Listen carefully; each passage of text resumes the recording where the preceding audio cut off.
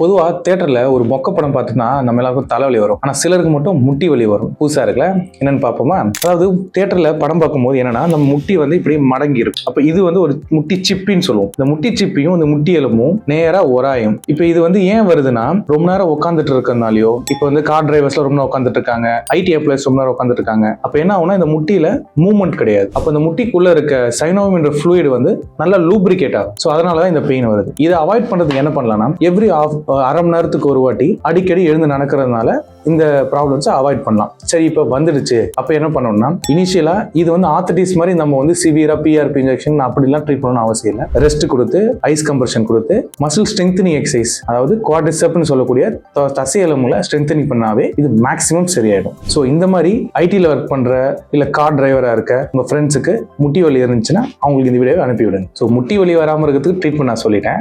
தலைவலியா வராமல் இருக்கிறதுக்கு நல்ல படத்துக்கு தான் நீங்க போகணும்.